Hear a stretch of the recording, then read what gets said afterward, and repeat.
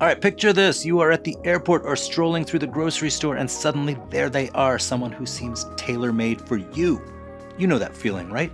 The instant connection you can't ignore, but then they leave. Another mixed connection? Not with Never Missed, a new dating app that turns those chance encounters into unforgettable beginnings. It's simple. Download the Never Missed app for free right now on the App Store or Google Play. In just moments, you will be ready to transform fleeting glances into lasting connections. Download the Never Missed app and make your story of how you met an unforgettable chapter in your journey. I've loved talking about this city that we all call home together, along with all of you. We're talking about issues from issues that are life and death to issues that are fun, right? I think that we show such different sides of the city. And if you've been wondering, how might you support our work and the team that brings you these stories about DC every day, Michael, how can people do that? They can become founding members of CityCast. They can join our membership drive, which is going on right now. And I will say, I have been, for a lot of the last, 15 years, I've been the boss of something, which means I've been a person who has to watch the budget and be very aware of that. And I'm not now, which is awesome. But one thing I can tell you is that doing good stuff in media, whether it's this podcast or reporting or magazines, whatever, doing good stuff in media costs money. And the part of the plan for CityCast has been that, in addition to those ads that we read in such a pretty way, it's going to have members who sustain it, who make it sustainable and who help us do the work that we do. And that is what's going on right now. And if you sign up before December 8th, you get to be a founding member, which is someday that's going to be a rank you can pull on people, I promise. And it only costs as little as $8 a month. You get all kinds of great perks. If you love us talking pretty in your ears every day, well, you can get ad-free material and other perks. So it's definitely worth it. And you can sign up to be a member at membership.citycast.fm.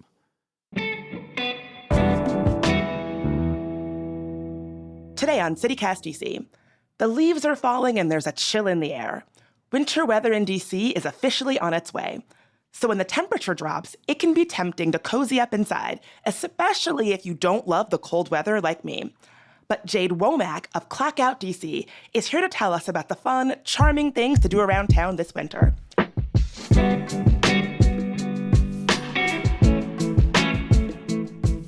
Today's Wednesday, December 6th. I'm Bridget Todd, and here's what DC is talking about.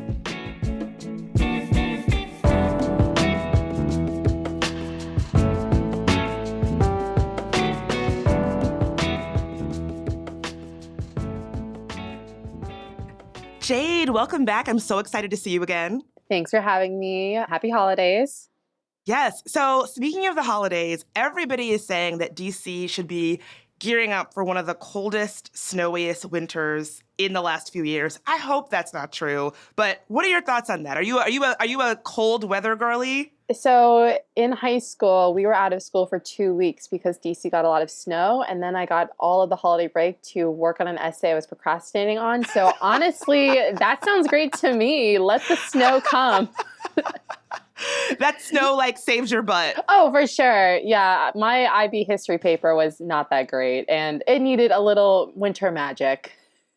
So since you have the skinny on all the things happening in DC, what are some things that folks can do this winter season that are outside if they want to enjoy some of that cold weather?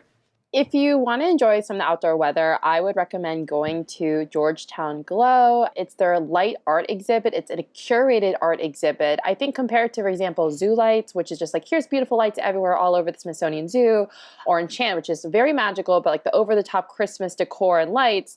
What's interesting about Georgetown Glow is that you have a lot of light art sculptures, and they have 5 different installations throughout the neighborhood.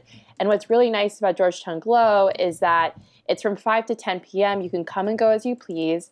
And there are plenty of little restaurants that are really well decorated in the neighborhood that you could pop into and get warm, like Martin's Tavern or Philomena.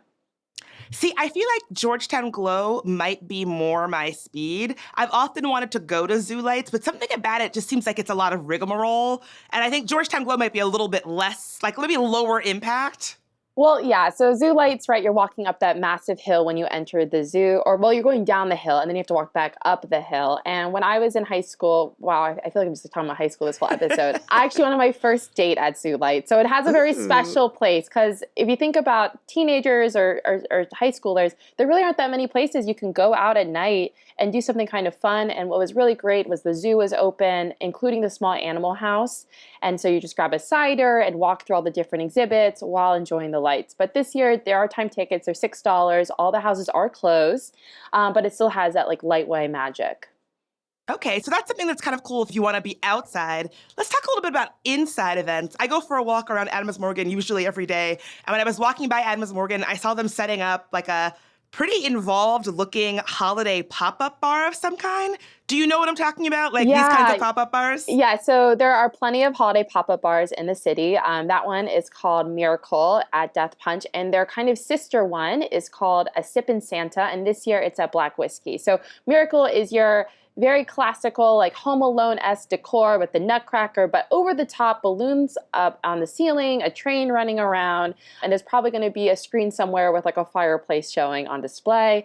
Sippin' Santa is kind of the parallel cousin, and that has more of that tiki theme. If you remember Archipelago, it was a tiki bar that existed on U Street. It closed. Black Whiskey took that torch. And so if you'd rather have more of like a pina colada in a nice little reindeer mug, like that's where you would go for Black Whiskey for a pop-up bar. But there are so many around the city. And in addition, I have to put a shout out for Ivy and Coney's pop-up bar, which has like this outdoor heated patio that's covered and just kind of different nooks where you can get cozy with people. But they have a Chivy and Coney, which is their Hanukkah bar. And they actually do Hanukkah services when Hanukkah is going on. And you can get latkes, which who doesn't want a warm latke when it's cold outside? Oh, love a warm latke, love the cozy vibes, love the inclusivity. We love all of it.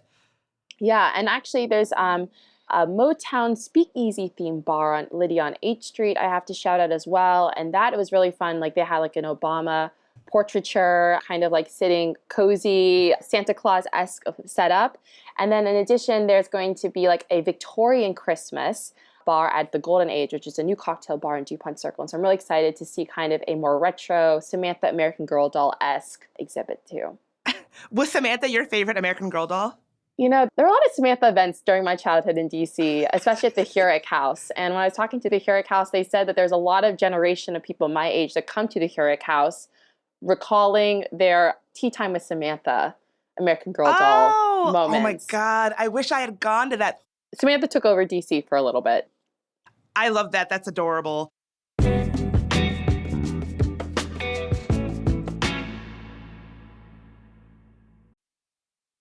Hey friends, are you looking for a way to ring in the holiday season? Then come join the Gay Men's Chorus of Washington, D.C. as they present their annual extravaganza. It's called The Holiday Show. Running December 2nd, 9th, and 10th at the Lincoln Theater, this year's edition promises more laughs, more fun, and more surprises than ever before. It's complete with disco dancers, sparkly snow, over-the-top costumes, their amazing vocal ensembles, and even an appearance by Santa Claus. So break out the sparkle and reindeer antlers. You will not want to miss out on this popular holiday concert, but act fast as tickets always sell out. That's The Holiday Show presented by the Gay Men's Chorus of Washington, D.C., playing December 2nd, 9th, and 10th only at the Lincoln Theater. Get your tickets today at gmcw.org. That's gmcw.org.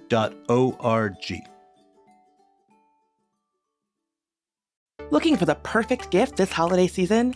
Give the gift that keeps on giving for the sports fan in your life with a Washington Nationals holiday ticket pack. You'll get 4 game tickets plus a limited edition gift with purchase. Choose from 2 different 4-game ticket packs, starting at just $59. Every ticket pack comes with an exclusive set of Nationals jersey ornaments that aren't on sale anywhere else, valued at $49, but yours for free. Matchups include weekend games and games against the Yankees, Astros, Orioles, Phillies, and more. Grab a pack for all the baseball fans in your family and enjoy a beautiful day at Nationals Park in 2024. Make sure to place your order by December 10th for holiday delivery. Give the sports lover in your life a gift they'll enjoy all baseball season long. Visit nats.com/gift and give the gift of Nationals baseball today.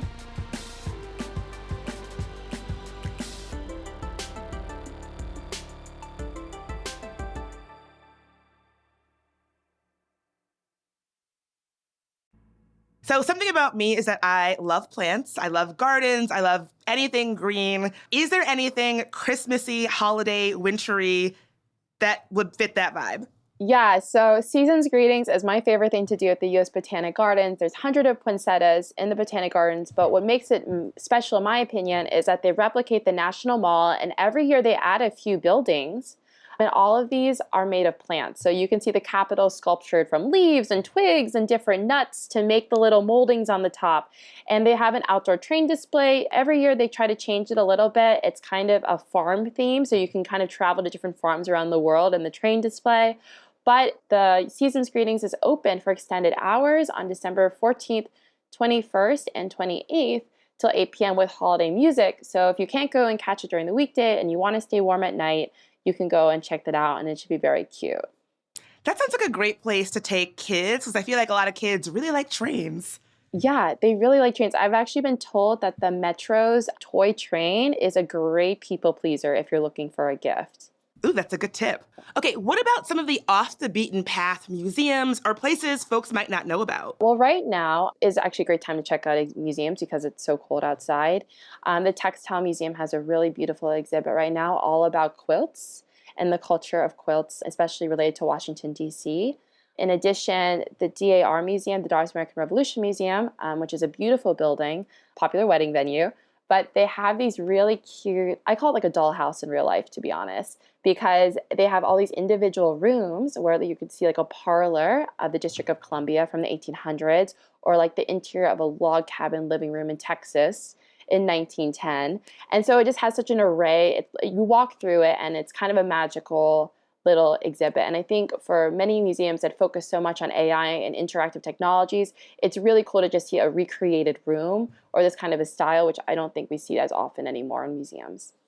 I'm sensing a theme in this conversation, dolls. First, we're talking about American Girl. Now we're talking about doll houses and IRL. I like this. Yeah, well, it was my mom's favorite museum, I think, just being, maybe this is like time to be an immigrant, but being able to experience different kinds of American culture throughout time and seeing it in front. That being said, there is a children's room in the DAR Museum that you probably don't want to visit. Well, how about this? You do want to visit it. I think it's haunted. You probably should not air this.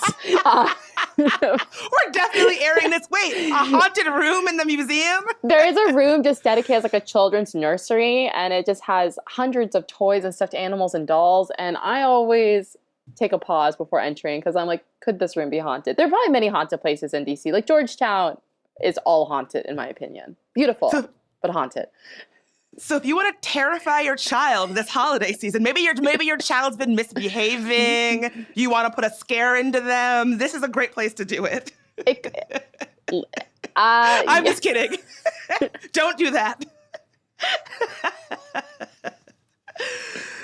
You know, I have often been a little bit of a Grinch about the holiday season and the winter season. I don't like the cold. I don't really like the holidays. But one thing that I do like about this time of year is generally my family and I will go see some sort of holiday jazz. There's lots of great holiday jazz options if you've got family visiting and you're wanting to spend some time with them.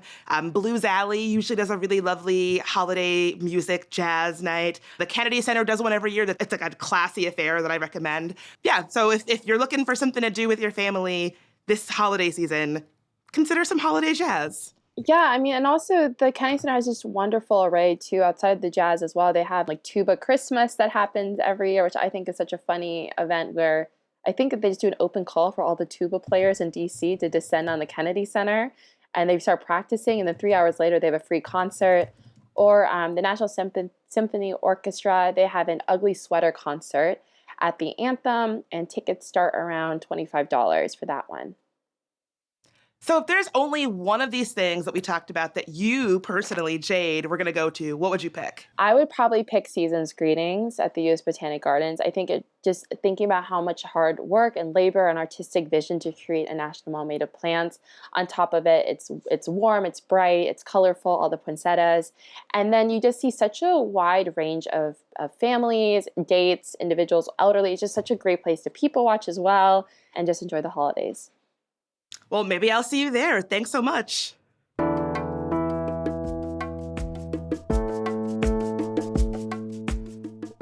That's all for today here on CityCast DC. If you enjoyed the show, tell a friend who loves cozy winter activities. We'll be back tomorrow morning with even more news from around the city. Talk to you then.